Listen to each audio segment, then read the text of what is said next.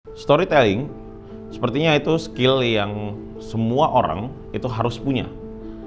Dan karena storytelling itu melibatkan cara kerja otak lo yang kompleks banget dan juga bisa menyampaikan apa yang ada di dalam kepala lo kepada semua orang sehingga semua orang ingin mendengarkannya. Masalahnya adalah di era sekarang itu artificial intelligence sudah menjamur di mana-mana. Apakah artificial intelligence bisa menggantikan profesi seseorang yang suka bercerita? Kita akan gali lebih dalam lagi bersama volunteer gue hari ini, yaitu nama gue Muhammad Lukman Baihaqi. Kerjaan gue sekarang sih sebenarnya jualan somai ya, sama nulis. Eksperimen itu adalah usaha untuk pengen tahu apa yang terjadi di belakang cara kerja otak manusia dengan cara yang lebih fun. apa yang lo lihat di episode kali ini itu menggunakan pendekatan mentalism, sebuah seni yang menggabungkan antara neuroscience, psychology, dan teknik yang sering dipakai oleh pesulap. Sehingga apapun yang lo lihat di episode kali ini tidak ada rekayasa, tidak ada setting, dan tidak ada orang yang dijanjikan agar efeknya berhasil. Semuanya murni cara kerja otak manusia. And this is Experiment.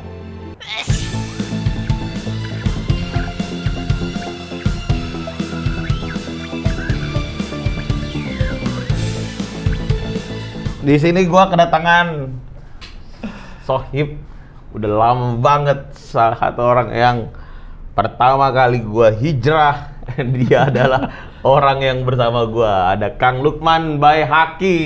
Halo, apa kabar?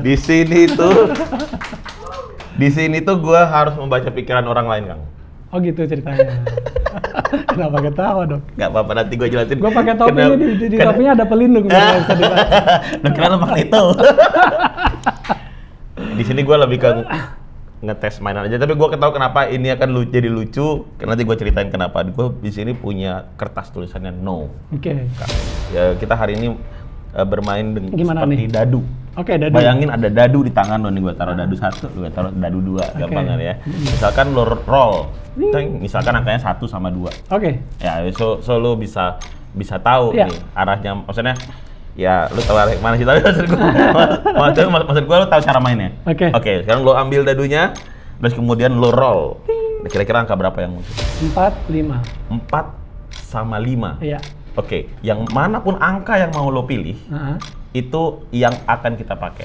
Jadi lo mau pilih angka yang 5, dadu yang angka 5, atau lo mau pilih angka 4, atau lo mau pilih angka 5? 5. So, gua nggak ada nyentuh kartu gua di tangan ini sama sekali. Iya. Oke, gua akan sebarin kayak gini. Di sini ini adalah list makanan favorit gua. Oke. Dan gua sudah meletakkan satu jenis makanan di urutan kelima. Kita coba lihat. Ini urutan pertama, ayam bakar. Urutan kedua, ketoprak. Urutan ketiga, rendang. Urutan keempat adalah cireng. Kang, to be honest, lo tahu gua pesulap. Dan kita nggak ada kerja sama sekali. Literally. Nggak ada. Kita baru ketemu. Enggak dong, itu template. Ya maksudnya kita baru ketemu lagi. Itu kan tinggal pesulap, kita baru ketemu. Tapi lo bisa meyakinkan kalau kita nggak ada kerja sama sekali. Karena gua pengen ngetes doang. Iya. Dan kartu yang gua lihat adalah siomay. Ini kartu ke? Kelima dong. 5. Kan 1, 2, 3, 4. 5. Benar kan? Dan ini banyak. Ada pizza, ada burger, ada nasi goreng, ada mie ayam, ada bakwan, ada roti. Tapi yang lo pilih adalah siomay. Seperti yang lo lihat bahwa dari tadi, gue sudah menyiapkan tulisan no di sini. Yang gue tulis adalah siomay. Nagri Pasundan. Apa? Cari di Instagram siomay Nagri Pasundan. Dan gua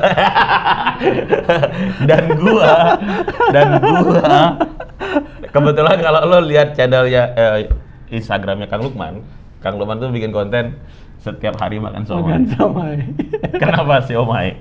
Karena itu jualan istri gua. Males banget gua berusaha mencari filosofi yang bagus, ternyata dia siomay apa tadi namanya? Nagri Pasundan. Kenapa nggak dibawa kemari ya? Kan dibawa kemari kan oke nih. Oh, Bawa kemari dong brandnya. Oh. Gitu kan lumayan. Iya ya. Kan ada pertemuan kedua dan ketiga. Iya, menarik gua. Suka gua. Kenapa gua bilang ini menarik menurut gua? Karena Kang Lukman ini, jadi dulu tuh kami tuh ada grup namanya Indonesia International Magic Society. IMS ya. IMS. Itu Pak Halim ya dulu ya. Dan itu pembinanya adalah Deddy Corbuzier. Dan Kang Lukman ada di situ. Dia jadi masa-masanya gue belajar mental dulu tuh nontonin Darren Brown. Itu kami tuh ngebedah rutinnya Darren Brown sama Kang Lukman. Darren Brown tuh mentalis dari Inggris. Jadi itu British itu udah kayak salah gitu. Itu jadi kita kayak berusaha untuk ngebedahnya itu sama Kang Lukman berdua dan kita ya sama Coach Iban juga. Dan kita itu pernah jadi konsultan berdua ya. Iya. Jadi pertama kali gue belajar konsultan adalah ya bareng Kang Lukman. Jadi gue main sulap di sini itu sama kayak ya lucu aja gitu.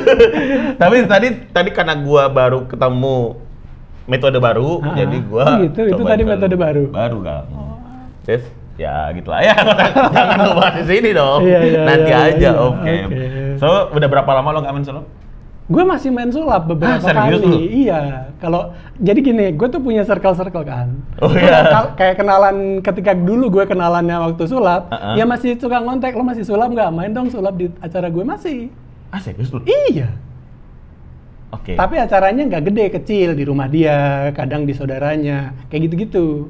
Oke. Cuman paling nggak tali silaturahmi kita terjaga lewat itu hal-hal itu. Yang kenal gue sulap ya sulap, yang kenal stand up ya stand up, gitu. Tahun berapa ya Kang? 2013, 14, 15. Gue cerita sekalian ya. Jadi gue tuh sebenarnya latar belakang gue tuh copywriter. Gue masuk dunia kerja sebagai art director / copywriter. Jadi kan gue lulusan desain waktu kuliah. Masuk kerja, terus gue belajar copywriter tuh tahun 2002, 2003. Salah satu produk yang gue tanganin adalah produk minuman. Nah waktu itu produk minuman itu mengeluarkan gimmick. Hadiahnya adalah alat sulap. Ini serius? Ini sebelum lo belum tahu sulap sama sekali? Belum tahu. Gue baru tahu ini loh. Dan gue gak pernah nanya sama lo, dari mana lo pertama kali terpapar sama sulap? Oke, lanjut. 2004 tuh keluar produk minuman lah yang makan buah itu. Nutrisari. Di sini nggak apa-apa karena belum ada brandnya. Ya, Nutrisari. Kalau udah ada brandnya boleh, baru nggak boleh. Ini kan belum ada brandnya. Gue kerja di sana, salah satu brand manajernya waktu itu pengen ada minuman yang hadiahnya alat sulap. Antara alat sulap atau dinosaurus. Hadiahnya. Gue disuruh riset mana yang lebih disukain, sulap apa dinosaurus. Pasti dinosaurus dong, tidak enggak. Sebagai pencerita, sebagai copywriter gue nggak boleh ngejudge. Gue harus denger bener-bener risetnya. Ya udah, riset dua-duanya. Akhirnya gue ngeriset dinosaurus, ngeriset sulap. Nah, ketika gue riset sulap, disitulah gue ketemu komunitas sulap. Dulu kan belum ada. Siapa? Komunitas mana nih yang gue penasaran? Iya, nggak ada waktu itu. Nggak ada. Ketemu di googling. Waktu itu Yahoo Group. Yahoo Group gue masuk. 2000 Yahoo Group dulu ada mailing. Yahoo Group. Kan sekarang ada Facebook Group. Nah, dulu ada Yahoo Group. Nah, ketemu sama pertama kali Hendra Magic. Nah, ada Hendra Magic. I know it. Gue diajarin sendok bengkok apa segala macam dari dia tuh. Serius? Kalau mau lebih mendalam, ada tuh bukan komunitas, forum belajar sulap. Oh, Minds? Bukan, belajarsulap.com. Wah, nggak tahu gua. Gua aktif di situ. Nama gue Magnific. Enggak, gua nggak tahu. Ini zaman gua masih di Medan. Gua belum tahu. Ini zaman jadul banget. The Master udah belum? 2003 The Master belum ada. Deddy Corbuzier masih jualan alat sulap di Gramedia. Oh iya, I see. Iya. 2003 tuh dia masih trilogi ya? Masih trilogi. Iya, Pentagram. Iya, Pentagram. Anjay. Belum lah, gua aja mulai sulap 2003 juga di Medan tapi. Iya, gue riset tuh ke anak-anak SD, ternyata mereka emang suka. Oke. Nah, tapi gue mendalam, dibeliin buku dari luar negeri sama si klien kan, dibeliin buku apa segala macam. Gue googling juga, ketemu sama Hendra itu belajarsulap.com. Setelah ketemu sama Hendra, belajarsulap.com. Nah, di situ salah satunya ada master, entah straight atau apa, master. Di isinya Rami Rafael sama Corbusier, Deddy Corbusier di situ. Salah satu pengurus lah. Oke. Penasehat mungkin ya. Ya, Gue lupa ingat. Disitulah ketemuan pertama kali info-info sulap tuh lengkap di situ di Indonesia ya. Termasuk ketika Kopi Darat tuh, si Deddy Corbusier bikin lecture di Midas. Yes, Lo Midas. datang nggak? Enggak, gua masih di Medan. Tapi gua datang di Medan. Midas itu adalah restorannya Deddy Corbuzier pertama kali. Ya. Di Midas gua ketemu sama Denny Darko. Oke. Enggak apa-apa. Enggak ada yang lucu. Gua ketawa lu, Cang. Agak ketawa lu, Cang. Gua tahu soal kayak gimana. Oke, lanjut. Gimana ngedit ya ketawa. Enggak apa-apa, itu urusan dia aja. Tapi gue jadi cerita gue sendiri, Ya, apa-apa. Memang cerita lu lah. Nah, Denny Darko, dari situlah gue belajar, ketemu sama komunitas. Akhirnya gue belajar dengan ketemu komunitas lah. Sama Denny Darko. Dia kan teman kuliah gue, kakak kelas gue waktu kuliah. Udah tuh 2005 tuh gue kesana kemari, ketemu Jiban, ketemu sampai akhirnya ketemu elu. Iya, 2005. 2005 gue ketemu Denny Darko. 2003 gue mulai riset. Berarti pas Darko ikut The Master, lo udah ada di situ? Udah kenal. Maksudnya udah intas lagi. Gue udah kenal kan dari tahun 96. Oh, karena sama-sama kuliah. dari ITB. Iya, ITB. Oke. Oh, iya. Gitu. Jadi Abu Marlo, lo tuh Abu Marlo dulu masih tandeman sama Denny Darko. masih tandeman atau dulu namanya Double Nine?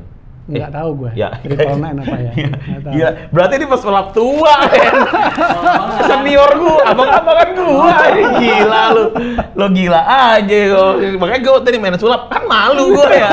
Gua lah. Ya, dari situ lah gue belajar sulap gitu. Oh, dari situ. Akhirnya lo terjerumus ya? Iya, dan gue jadi ini sebenarnya pemicunya Denny Darko. Ketika gue cerita tentang, jadi Deddy Corbusier ngasih pertanyaan.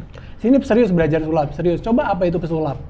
Gak ada yang bisa jawab. Gue yang bisa jawab. Gue bilang pesulap adalah orang yang berakting sebagai pesulap. Aneh kalimat itu memang untuk dipahami, ya kan? Tapi itu yang diucapkan sama si Houdini, Robert Houdin. Robert Houdin itu inspirasinya Houdini. Disitulah si Denny Darko, ini orang baca nih. Karena memang gue riset, gue sulap based on riset.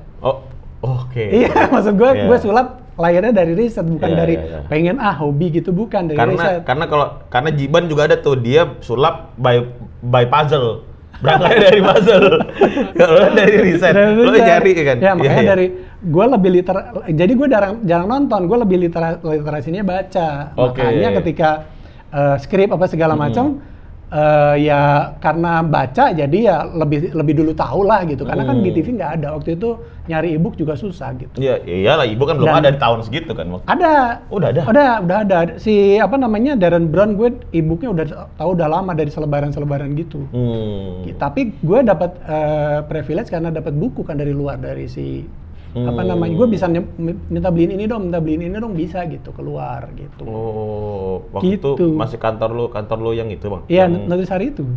Kantor yang di bawahnya lo bikin warung Indomie dulu? Bukan, itu mah udah 10 tahun kemudian kan. Oh gitu, iya sih, itu udah legend banget tuh. Iya gitu. Dan ini banyak yang mungkin orang nggak tahu, makanya gue tuh, ini tuh orang yang banyak nggak tahu. Gue yakin nih orang yang berkecimpung di dunia sulap lo nggak tahu sosok ini. Kalau sosok ini itu pernah menggebrakkan dunia sulap sampai dari belakang layar, karena lu The Master lu tuh ada di situ nggak sih? The Master gua nggak ada. Sampai The Master 5 ya? Sampai Darko.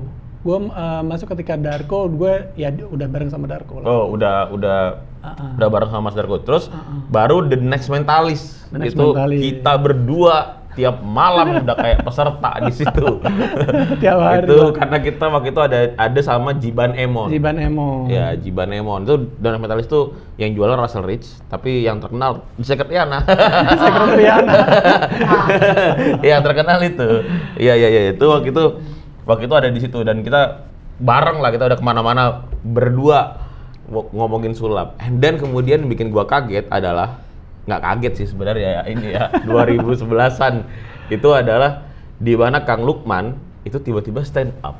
Iya. Itu stand up komedi dan gua pikir awalnya tuh kayak ikut-ikutan. Ternyata enggak, men. Ternyata enggak ikut-ikutan. Dia itu ada di ground zero-nya stand up komedi Indonesia. Bener ya? Bisa dibilang begitu. Lo ceritakan dengan, ini kan yang gua orang tahu foundernya itu cuma ada 5. Tuh Ernest, ada Panji, Radit, Rian, Isman. Panji, Radit, Rian, Isman, Ernest. Ya, Ernest sebenarnya nomor 1 sebenarnya. Siapa? Ernest sebenarnya nomor 1. Ernest, Rian, Panji, Radit, Isman. Oh gitu. Kalau gue pribadi nyebut karena yang ngumpulin mereka tuh Ernest. Oh gitu. Iya. Termasuk lu. Kenapa lu bisa nyelip di situ, Kang? Gue nggak nyelip, gue nggak pernah. Jadi gini ceritanya. Gimana? Seru. Mintain aku dong. Ini lama nih ngomong kayak gini beneran ya.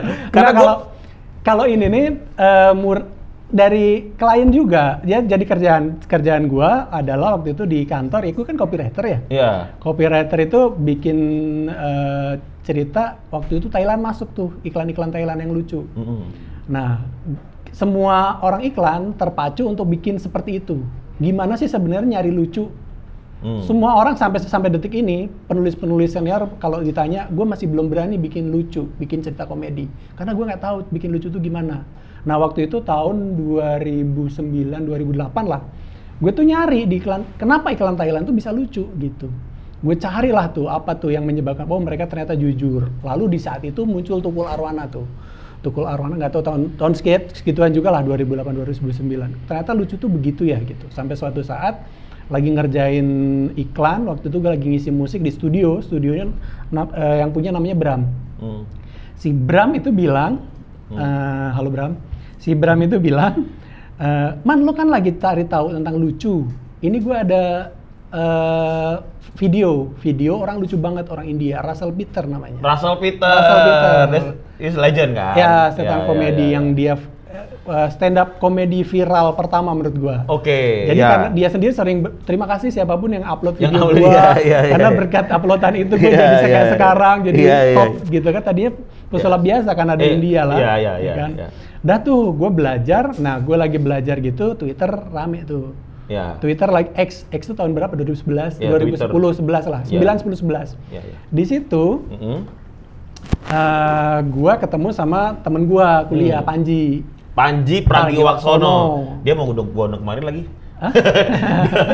Dan gua pertama kali ketemu Panji, ya lewat Kang Lukman. Dia calonya. Dia teman kuliah gua, sampai sekarang juga masih berhubungan. Dia ngumumin tiba-tiba siapa yang di sini. Dia bikin Twilight konser. Twilight konser itu konser rapnya dia. Rapnya dia ya, iya. Nah, dia kan MC. Ya. Di sela-sela nge-rap dia nge-MC, tapi setelah dilihat itu lebih ke stand up comedy. Gue tahu bahwa ini bukan cuma nge-MC, ini stand up comedy. Cuman gue nggak punya daya. Panji waktu itu udah stand up? Belum ada kan? Waktu Twilight konser itu belum ada. Struktural stand up-nya udah? Kata stand up belum ada di masyarakat. Oke. Jadi walaupun dia ngomong gue lagi stand up, orang paling gue lagi berdiri mungkin di kepalanya. Karena kalimat itu belum ada, kata itu belum ada gitu kan. Twilight konser tahun 2000 berapa ya, 10 apa gimana. Gue nonton setiap dia show, gue nonton sampai kalau nggak salah nih ya, perlu dikonfirmasi ke Panji, ada produser Metro TV nyamperin Panji, lo stand up ya gitu, mau nggak bikin acara stand up gitu dan sebagainya. Gue nggak tahu ceritanya gimana karena itu udah cerita Panji sampai suatu saat Panji ketemu Radit untuk dibikinin acara di Kompas TV. Udah langsung ke sana, Kang? Bukan awalnya di Comedy Cafe dulu? Enggak, dibalik. Jadi Kompas TV nih. Itu ternyata. Oke. Ini setahu gue ya, nanti konfirmasi. Kompas TV dulu. Comedy Cafe ada tapi di klaster yang lain. Sudah ada dari tahun kapan nggak tahu, tapi yang Radit viral itu di Comedy Cafe dong. Tapi setelah Kompas. Oh, baru tahu gue. Nanti gue ceritain. Jadi itu klaster sendiri Comedy Cafe ada, tapi tidak ada di perjalanan itu secara langsung. Ini gue rada ngasih minyak tapi bukan bermaksud begitu ya. Ini masuk Kompas. Ini nanti dulu gue ceritain, Oke, biar siap. tidak ada intensi menjatuhkan siapa-siapa. Ini versi gue. Oh my god, mentalis banget. Oh my god. He can read mind, man. Oke, lanjutkan. Tenang. Lanjutkan. He can read mind. Oke. Udah tuh. Ada pendaftaran. Gue waktu itu daftar tapi nggak masuk. Suci satu. Oke. Ada nih Kompas TV bikin stand up comedy yang kayak Russell Peter yang gue ngobrol di Twitter. Iya bener, gue lagi suka banget. Event stand up belum ada. Belum masalah. ada. Gue lagi ngobrol ngomongin Russell Peter dan segala macem. Ya udah tuh ketemu Russell Peter, sambungannya di situ kan. Begitu ada Kompas TV, Panji tahu bahwa gue pengen berkecimpung juga di stand up comedy. Ketika sudah terpilih, jadi Kompas TV sudah terpilih ininya. Golden ticketnya. Termasuk Ryan waktu itu ya? Rian, Ernest bukan satu apa dua? Dua-duanya satu. Jadi Rian, Ernest, Panji udah juri? Belum juri. Panji sama Radit sebagai MC kalau nggak salah. Panji MC, Radit mentor. Oke. Gue komedi buddy. Oh, lo jadi komputer di situ? Iya, jadi di Kompas 1 tuh. Nah, gue nge-tweet tuh banyak stand up comedy itu, jadi karena gue udah baca banyak dari riset dari iklan-iklan Thailand dan stand up comedy dan segala macam, gue banyak masih ada tweetnya. Gue nge-tweet tentang bagaimana stand up comedy, bagaimana open mic. Gue nge-tweet tuh setiap stand up comedy harus open mic, gue bilang gitu. Open mic itu tempat latihan dan segala macam. Sampai panjang gitu kan.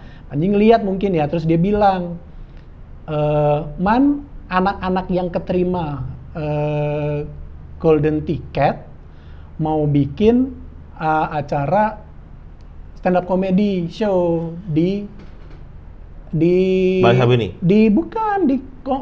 Comedy Cafe. Comedy Cafe. Nah itu makanya gue bilang ngumpulnya Kompas TV dulu, Panji sama Radit, baru Comedy Cafe. Berarti Kompas TV dulu, Suci pertama dulu, anak-anak yang lulus itu baru mau bikin acara di Comedy Cafe.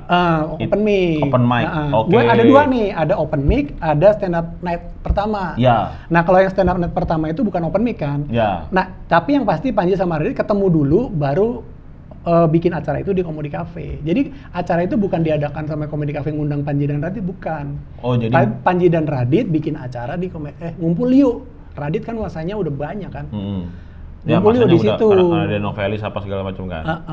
Di situ, nah udah tuh gue waktu itu cuman datang doang. Datang doang sebagai penonton. Nah ketika lewat tadi itu duluan. Nah setelah tadi finalis Golden Ticket dapet, mereka harus open mic kan? Ya. Nah open mic-nya di Comedy Cafe, nggak ada yang nonton karena open mic. Open mic orang nggak tahu. Memang tidak terbuka untuk umum. Tidak terbuka untuk umum open mic pertama. Tapi di itu. kafe? Di Comedy Cafe. Berarti ngeblok kafe dong? Kan kafenya memang kos, enggak lah.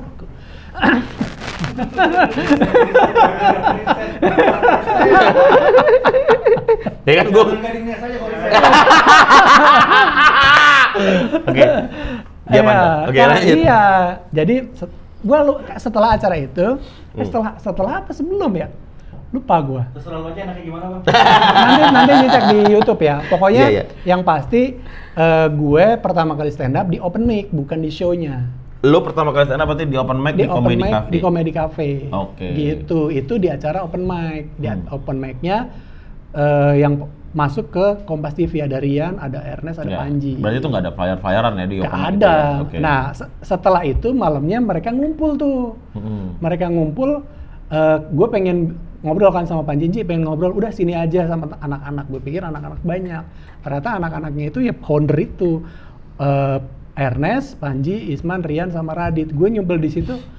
Ada di situ. Sama siapa? Yang nggak ada, yang nggak terceritakan di sejarah stand up tuh ada siapa lagi selain lu? Nggak ada. Kan gue di situ. Iya, di depan kafe Comedy Cafe, di depannya ada kafe tutup gitu. Yeah. Mereka berlima lagi ngumpul, ya gue datang. Tapi mereka berempat nggak tahu gue, yang tahu cuma Panji. Gitu. Oke. Nah, udah tuh mereka. Berarti lu berenam dong? Berenam. Founder ke-6 guys. Enggak. Gue nggak pernah ngomong begitu. Ya karena yang berlima itu ngasih saran berarti, ngasih apa? Enggak, gue nggak kenal, gue pulang. Oke. Nah, ketika mereka sudah mulai karantina, gimana open mic bisa diurusin? Padahal, kita semua anak stand up itu berterima kasih sama Ernest sebenarnya, karena Ernest yang ngerekam dan ngupload. Raditya Dika pertama kali yang sampai viral itu yang dia pakai celana pendek itu yang direkam sama Ernest. Oke. Upload. Udah. Nah, ketika mereka masuk ke karantina, gue komedi buddy tuh di sana. Oke. Open mic otomatis nggak rame lagi karena Radit syuting, Panji syuting, Ernest Ernest sama Rian di karantina. Jadi open mic nggak ada kan, maksudnya open mic nggak ada mereka, siapa yang ngurusin gitu. Sementara permintaan udah mulai banyak, kayak udah gue yang ngurusin, gue tuh nyari open mic hampir tiap hari tuh. Lah, lo bikin open mic apa lo nyari? Bikin. Oh, Jadi iya. ke kafe ini bikin, ke kafe itu bikin, ke kafe. Karena di komedi cafe itu kan punya orang ya, bukan punya anak komunitas. Enggak. Ya, maksudnya bukan orang komunitas. Iya, kan? iya, Sehingga susah gitu. Nah, tapi tuh di momen itu stand up comedy Indo udah jadi. Udah Dibentuknya di malam-malam yang lo. Gua nggak tahu. Oke. Gua nggak tahu tanggalnya di malam yang mana gitu. Iya. Tapi open mic nggak ada, ya udah gue bikin open mic dari Esteller, di Marles, di Menteng, pokoknya di beberapa tempat lah, ada 5 tempat yang gue bikin waktu itu open mic. Serius lo? Iya. Jadi lu yang bikin sendiri, lu nggak mengharapkan sama komunitas? Iya, gue ngundang kalau mau latihan di sini. Kan waktu itu tadi gue bilang, gue di Twitter sempat nulis banyak open mic adalah gini-gini, sehingga orang tuh kayak kalau mau nanya open mic ke gue waktu itu. Gitu. Jadi di Marles ada open mic, silakan kalau mau datang, nanti di retweet sama Panji sama Ernest. Gue lupa yang di Menteng namanya apa. Terus berarti salah satu orang yang bikin masif stand up ini elu dong ya? Nggak tahu. Iya kan, karena elu yang tiba-tiba bikin sendiri di jalan ke kafe-kafe sendiri gitu kan? Lo datangin satu tempat, misalkan Jakarta Barat belum ada nih. Lo ke Barat, terus lo cari kafe di situ, lo lobby sendiri, bener dong? Bisa dibilang begitu. Gitu kan, lo lobby sendiri. Tapi waktu itu lebih ke mutualisme ya. Kafenya tahu, guenya juga tahu. Oke. Nah, jadi gue punya kafe nih, oh ya ketemuan kayak gitu. Dia kenal gue, ya udah bisa nggak open mic? Berapa bayarannya? Nggak pakai bayar gitu-gitu, bla bla bla bla gitu. Oke. Mutualisme. Sampai mutualisme, di situ lo ketemu sama, di situ lo ngundang orang. Iya. And then kemudian let's say misalkan minggu depannya lo datang lagi ke Jakarta Utara nih. Di Kelapa Gading belum ada nih. Iya kan? Yang gue inget itu Ciledug, Cikarang, gue kesana juga waktu pertama kali open mic. Pertama kali tempat itu resmi, pertama kali dibikin, diundang ke sana resmi ya, ada gitu-gitu. Nah, ini kan lo yang bikin, selebihnya lu lagi. Jadi lu datangin itu berapa lama lo datangin itu muter-muter ya kafe yang lo bikin? Gue tuh dulu tuh hampir setiap hari ke open mic. Waktu 2011 tuh hampir setiap hari ke open mic. Lo yang bikin, lo yang ngedipin soundnya, lo yang nyiapin mic? Nggak sampai kayak gitu, karena udah ada. Jadi gue datang sore, tolong siapin gitu aja. Oke, ya maksudnya. Nah, terus yang kemudian kan itu mesti di-maintain kan? Gue ngalir aja. Apa? Ada, kan itu kan sebenarnya kafenya minta dibikinin gitu. Nah, ketika dibikinin ya udah ngalir aja. Oke. Gitu, ada yang tutup, ada yang jalan. Ya kan, maksudnya kan kalau ngomongin pesulap nih. Nah. Kafe sini ya, kita bukain nih. Datang kalau mau datang, udah minggu depannya gitu lagi. Udah sebulan, udah 6 bulan kemudian, gua nggak datang, nggak jalan itu. Oh enggak, mereka nggak tergantungan sama gua. Kenapa bisa begitu? Ya karena ke tempatnya aja. Tapi kebetulan gue emang selalu datang. Oh. Tapi nggak ketergantungan sama gua.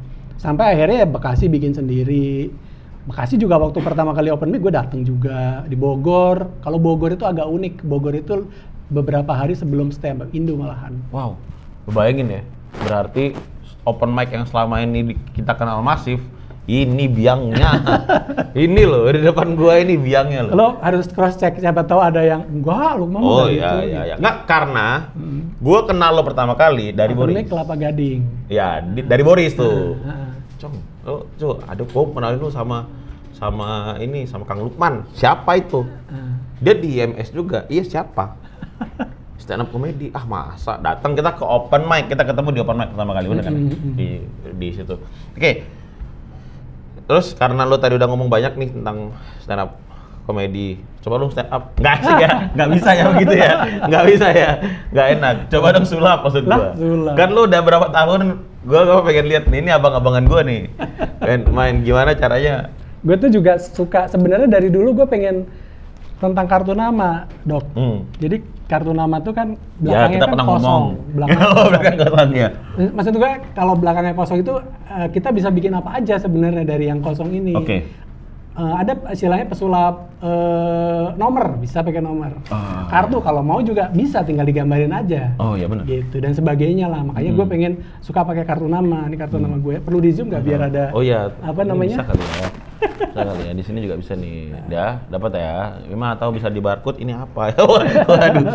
Langsung. Barcode lo apa kalau barcode lo? Barcode gue juga ada nih. Barcode gue juga kontak gue.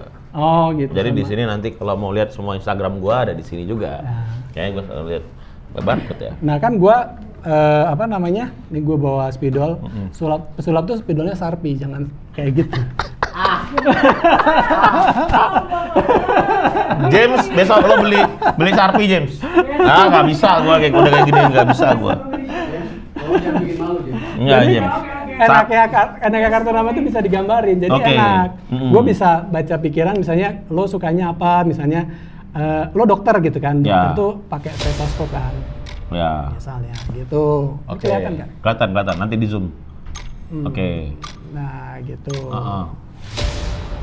Terus ada yang suka, misalnya. Gila lo, ini jauh gambar lo, stetoskop. Misalnya ada suka tanaman. Apa? Oh iya makanya. Wah tapi malu nih gambar pohonnya jelek. Nah, Oke. Ya pokoknya semua udah ada gambarnya gitu ya. Pohon. Oke, lanjut. Nah, semua udah. Oh udah ada gambarnya. Wah, kenapa begini? Nah ini gue cara lo percaya indera keenam nggak? Ya, percaya nggak? Ada kan indera pengecap, penglihatan, ini indera frenos lah. Nama gue. Gue tuh nggak percaya begitu percaya indera keenam, tapi gue percaya salah satu indera dari manusia itu pasti lebih daripada yang lain. Jadi bukan dia tahu indigo atau apa segala macam, tapi dia sebenarnya misalnya penciumannya lebih tajam dan sebagainya, sehingga dia tahu apa yang orang lain tidak tahu. Ini kan sulap kan kita belum kenal sebelumnya ya. Nggak, tapi ini memang kita nggak pengen ada rekayasa atau di setting karena feel ini yang dibutuhkan. Kadang-kadang kan kita sebagai pesulap butuh feel ini kan. Iya. Nah, gue ini acak ya. Acak. Bilang stop di mana aja. Stop. Sini ya. Ya. Siap. Ini ada banyak kartu nih di sini nih. Oke. Dilihat aja. Dilihat aja. Nah, diacak boleh biar gue nggak ngurut. Ini acak dulu apa lihat dulu gua? Acak dulu, biar urutannya kan nggak tahu gue ya. Kita acak dulu. Oke. Ini kalau salah ulangi ya. Iya. Typing kok aman. Ambil satu yang lo paling suka, gambar yang lo paling suka. Berarti gue lihat nih, Bang. Iya, satu aja tapi yang lo paling suka. Anjay, gambar bagus banget. Yang lo paling suka. Gue nggak tahu kan di situ banyak gambar ya. Dan acak-acakan tadi udah gue acak. Gue suka ini. Taruh di sini. Tutup. Terus tutup atasnya. Tutup atasnya ya. Nah, gue nggak tahu gambarnya apa. Betul. Nah ini gue pengen ngecek salah satu dari 5 indera. Sekarang lo bayangin benda yang tadi lo pegang, lo jilat dan lo makan. Diam dulu, jangan menunjukkan sesuatu yang obvious. Gue yang mau baca. Oh iya siap. Karena lo udah obvious banget itu pasti tidak bisa dimakan bendanya. Iya benar. Iya, ini ya kan? Tiap episode gue begini, jadi gue ini. Ya, gimana ya? Gak boleh dimakan. Iya. Gue acak dulu ya. Jadi gue nggak tahu tuh kartu yang mana. Bisa digini ini kartu kan namanya keren ya. Iya, kartunya udah diacak. Ini dibikin dari apa ya? Kenapa gue tadi nanya nggak bisa dimakan? Karena di sini ada juga yang es krim, ya kan? Ada burger, ada pisang, pokoknya ada yang bisa dimakan. Tapi yang lo ambil tadi, kayaknya nggak bisa dimakan. Ya kan? Iya. Gue indera penglihatan. Coba lihat benda itu. Lihat benda itu di tangan lo ada. Ada. Berarti bendanya kecil. Bukan benda yang besar, bukan rumah. Di sini juga ada rumah, berarti bukan rumah ya? Bukan segede rumah, tapi bendanya kecil. Sebentar. Tadi mulut udah, pengecap udah, mata udah, pendengar ini suaranya kenceng apa enggak? Kayaknya kenceng banget suaranya. Terus tadi pendengaran udah, rasanya ketika kena panas. Boleh dilihat nggak gambarnya di situ, diambil lagi. foto yang ada di situ. Mudah-mudahan gue nggak salah ya. Nah, ini sih Kalau salah diulang. Kalau ketebak sih, gue Panas, terus habis itu yang terakhir itu indera apa? Peraba udah, mata udah, hidung baunya. ini sih kalau Taruh ketebak sini, gue kesel ya. Bentar, belum. Belum ketemu. Belum ketemu. Nyelip kali. Bentar ya. Oke. Ini memang mentalis gaek begini nih. Oke. Ya kan?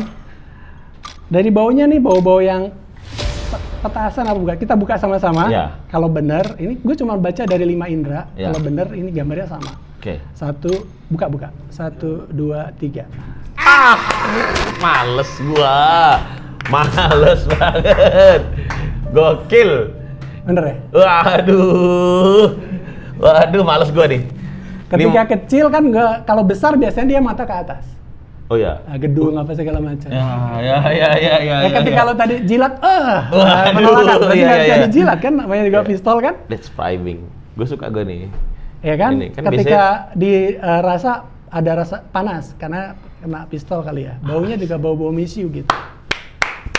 Kang Lukman Bayhaqi masih ada ya. Masih ada. Benar tapi. Benar Ya, dong. benar. Benar dong. Itu sebenarnya membuktikan bahwa gue nggak percaya sama indera keenam. Sebenarnya kalau lo mengaktifkan salah satu dari indera lo bisa. Namanya micro expression. Bener. Iya benar. Ini sebenarnya ada ketika lo udah gue set up begini, gue bisa tahu lebih dalam. Mau dilanjutin atau ngobrol dulu? Ada ngobrol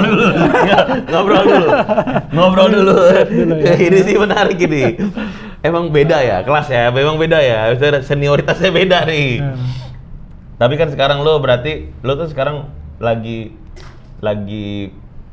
berkutat sama menulisan naskah. AI. Ini gue juga mau nanya nih.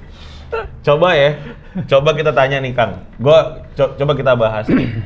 Apa, lu kan berstory. Ya. Lu kan berstory. Di sini dituliskan apa? Apa tuh? Lukman Bayhaqi. Dibaca dong dari awal. Muhammad Lukman Bayhaqi. Your story writer. Anjay. Lo nulis naskah film? Iya. Udah Lagi produksi. ya. Lagi produksi, Ya. tapi lo yang naskah. Iya. Berarti lo bagian kreatifnya. Nggak penulis naskah. Oh, penulis naskah. Penulis naskah. Bertiga sebenarnya. Nulis naskah emang bisa bertiga? Emang Bisa berlima juga bisa. Moodnya nggak beda tuh Kang? Kan harus diatur, ada cara ngaturnya. Oke. Nanti kalau mau diajarin kita shift yang lain. Ya.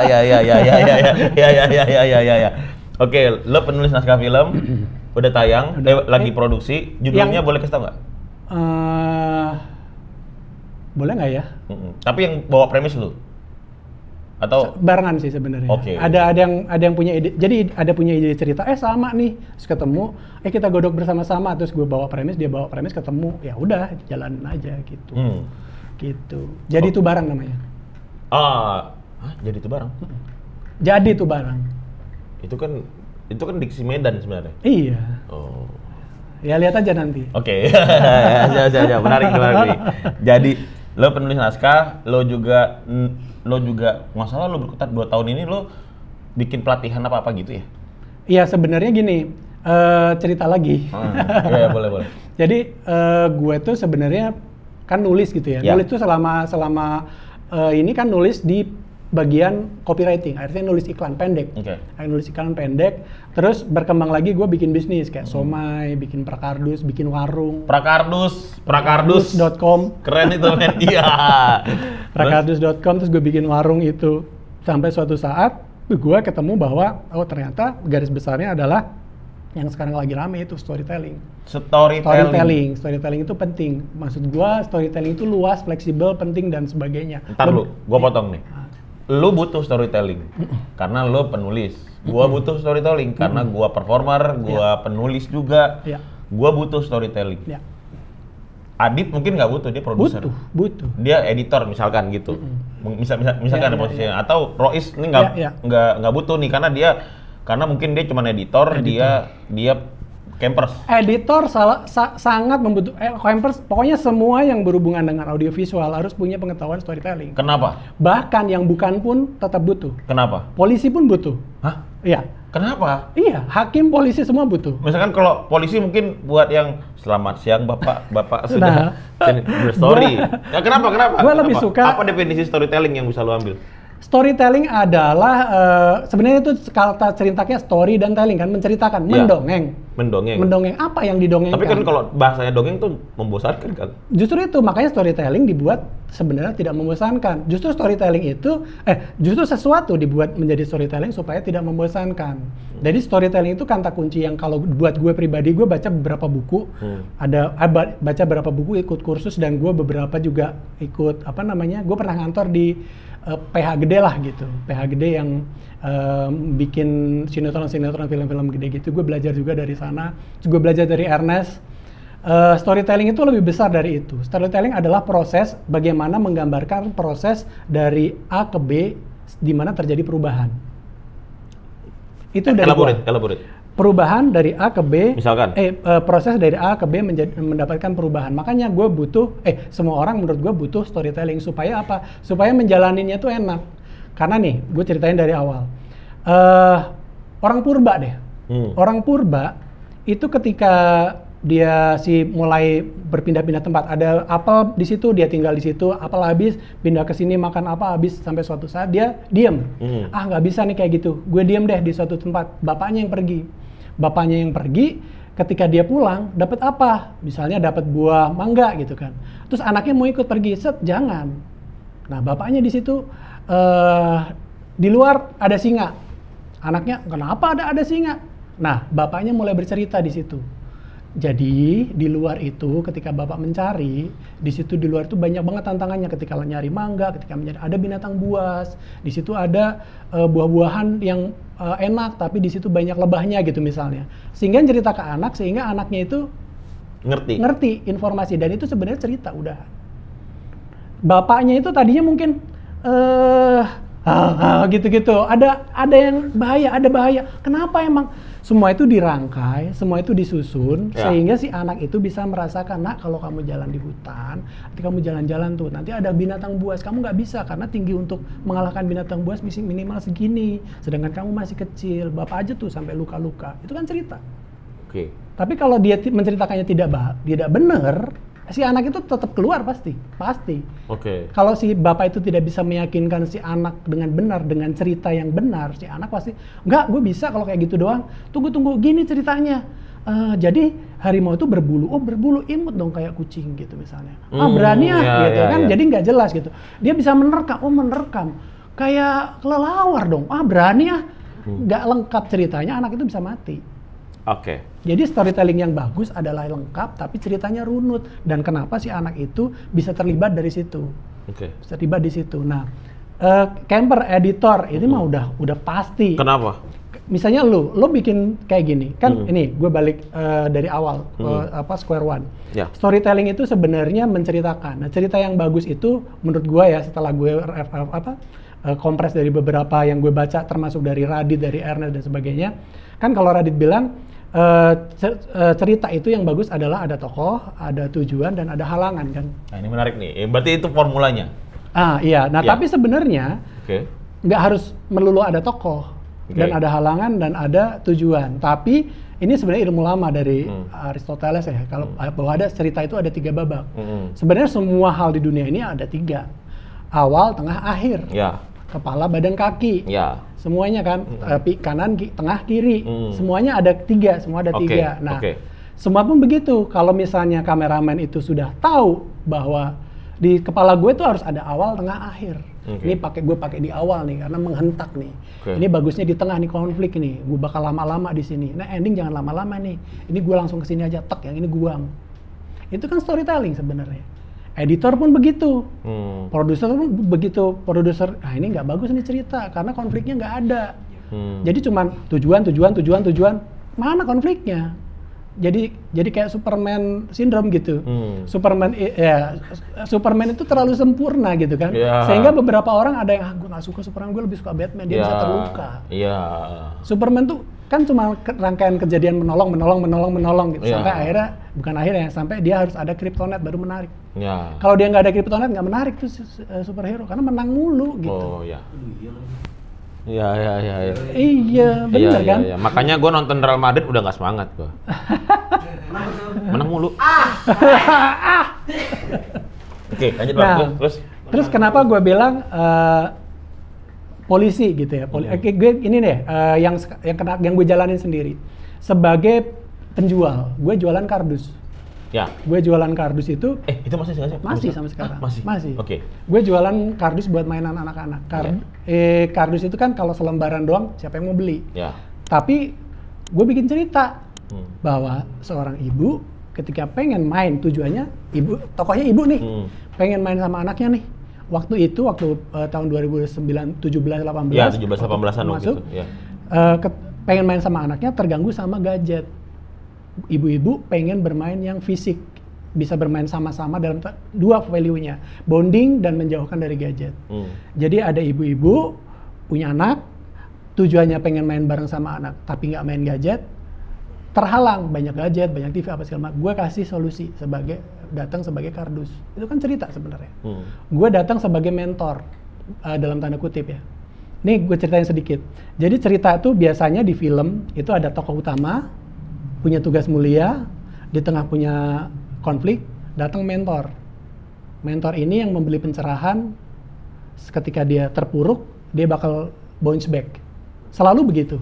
Contoh, Batman berantem, kalah sama Joker. Ya. Sampai rumah ketemu sama Alfred. Lo nggak bisa gitu.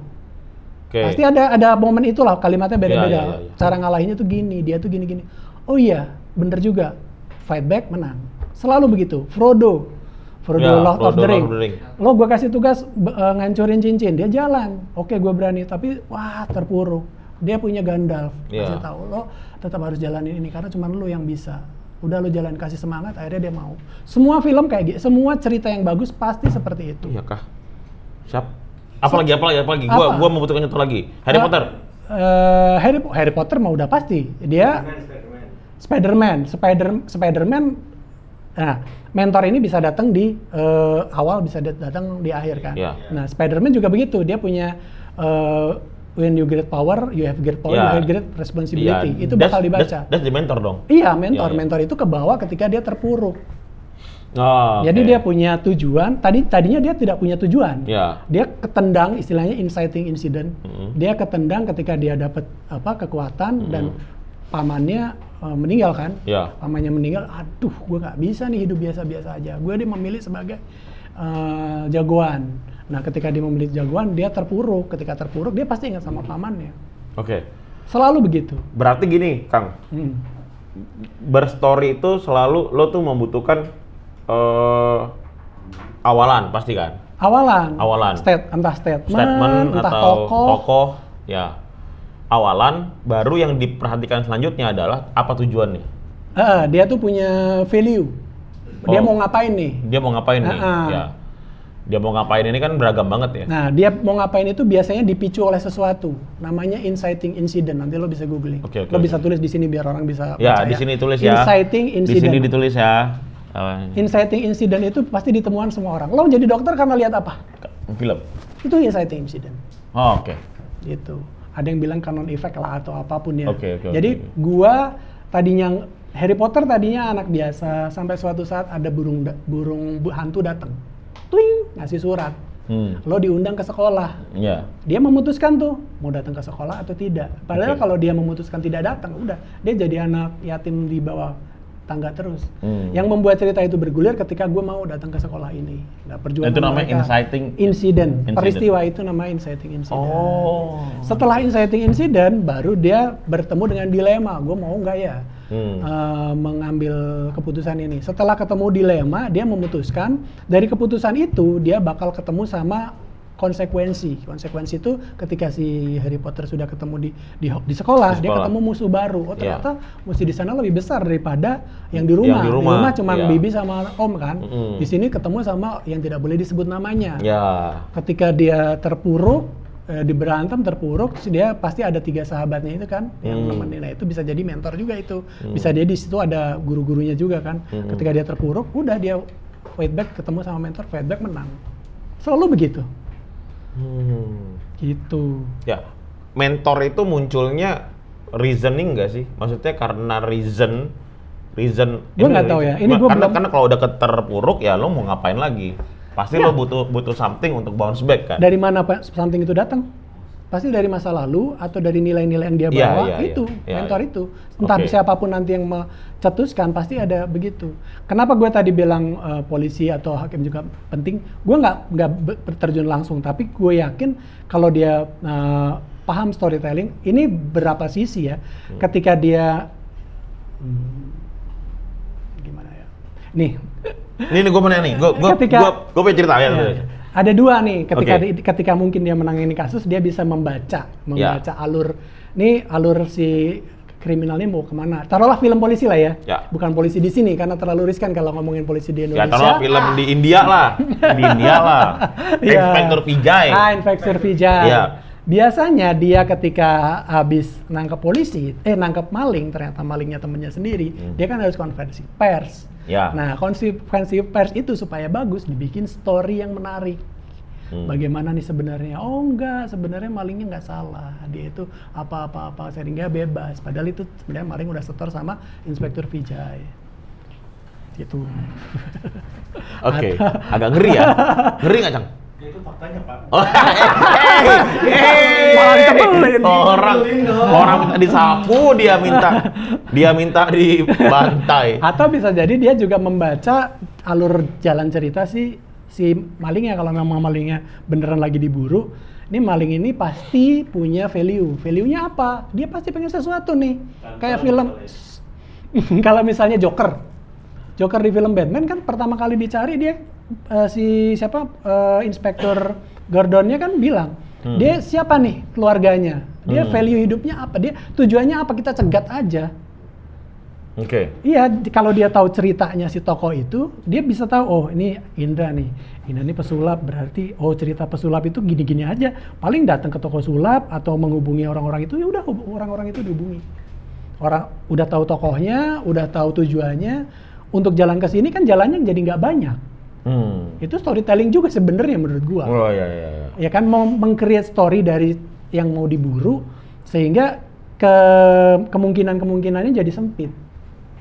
Termasuk ketika tadi gue jualan mainan dari kardus. Itu apa? Pokoknya mainan dari kardus bisa aja laku. Tapi ketika gue persempit, ini mainan buat ibu yang pengen main sama anaknya dengan halangan ada gadget, terus nggak bisa bonding karena gak ada waktu. Ketika mau bonding sama anak, nggak tahu mau ngobrolin apa. Gue datang sebagai mentor. Jadi produk yang bagus itu datang sebagai mentor. Nih gue kasih produk yang bisa lo mainin sama anak lo bareng dan bisa mengalihkan anak dari gadget. Oh, mentor itu poinnya adalah solusi ya? Mengalahkan ke solusi. Tapi solusi itu value-nya sudah ada di tokoh utama. Kalau nggak ada, dia bakal sia-sia atau film itu biasanya jelek. Ya biasanya kalau ketemu tiba-tiba? Itu jelek biasanya filmnya. Atau Deus Ex Machina gitu. Tiba-tiba ada orang datang menolong. Lagi banjir apa segala macam, tiba-tiba nolong, siapa itu orang? Akan bagus kalau yang nolong itu pernah ditolong sebelumnya. Gitu. Berarti cara membuat story simpelnya itu adalah lu menceritakan sesuatu, ada tokohnya, siapa pun itu ya penokohannya, terus ada inciting incident, lalu sehingga dia harus melakukan sesuatu. Harus melakukan suatu tujuan, and then ketemu halangan. Ketemu halangan. Nah, ketika ketemu halangan, dia halangannya konflik dong. Konflik. Nah, ketika habis inciting incident, dia biasanya kalau di film ya ngobrol sama temennya. Ngapain dia ngobrol? Kalau nggak ngobrol, dia film tuh ngenalin ini tokoh-tokoh yang ada di seputar dia, yang membentuk value dia, yang membentuk cara berpikir dia, sehingga kita kenal, kita bisa nebak-nebak ketika musuhnya gini pasti cara nanganinnya gini nih. Nah, sampai suatu saat dia benar-benar terjerumus, salah satu dari tokoh ini benar-benar datang gitu, nolongin dia gitu. Sok sebutin film apa yang bagus? Yang bagus ya. agak susah sih kalau ngomong. Iya, Yang iya, iya. mungkin bagus tapi dikenal orang ya. Karena kan referensi kita tidak dikenal orang. Ya misal Avatar lah ya. Avatar itu kan dia value-nya adalah manusia yang mendapat kesempatan kedua karena kakinya cacat kan. Dengan jadi avatar dia mendapatkan kesempatan kedua untuk jadi manusia utuh. Dan ketika dia ditugaskan untuk merusak dunia avatar, ternyata dia menemukan value yang baru di situ, tujuannya jadi berubah gitu. Oke. Nah, ketika si tokoh ini datang, si tokohnya itu justru manusia kan, dia kan sempat kalah gitu. Nah, ketika mungkin kata kuncinya ini gue nggak tahu ya karena impromptu. Impromptu itu tiba-tiba itu bahasa sulap. Tiba-tiba. Ya. Jadi dia itu di endingnya mendapatkan value yaitu connection. Gue connect nih sama Avatar, sama Iwa, si pohon raksasa itu, sehingga dia gue memutuskan untuk gabung aja sama si Na'vi itu untuk fight back ngelawan si tokoh orang itu. Oke, satu film lagi yang kayak semua orang tahu. Apa? Titanic. Oke, kayak semua orang tahu kan? Ya. Jadi kita nyambung nih, bisa belajar bareng-bareng. Tokohnya siapa? Tokohnya Jack, come back. Ya, gue ini sebenarnya cerita romantis itu agak unik. Gue pernah baca kalau komedi romantis. Ya, itu rom-com dong. Komedi romantis itu ada yang bilang antagonisnya adalah si ceweknya sebenarnya. Hah? Iya. Apa gimana? Kalau komedi romantis itu sebenarnya tokoh protagonisnya cowoknya atau tokoh utamanya bisa cowok bisa cewek, tapi tokoh antagonisnya pasangannya sebenarnya. Ceweknya? Pasangannya itu antagonisnya karena dia akan mendapatkan cinta kan cintanya ditolak sebenarnya awalnya. Kalau langsung diterima film itu cuma 2 menit bos. Ya, pasti ditolak kan. Dan tidak ada lagi. Pasti ditolak. Nah dia ditolak itu bagaimana dia mendapatkan cinta itu. Nah penolakan itu baru nanti ada bumbu-bumbu lainnya. Ada ada si cowok itu kan ternyata orang kaya yang menghalangi dia apa segala macam gitu kan. Nah konfliknya sebenarnya ringan itu Romeo and Juliet itu sebenarnya film itu. Film itu cuman Romeo and Juliet sampai suatu saat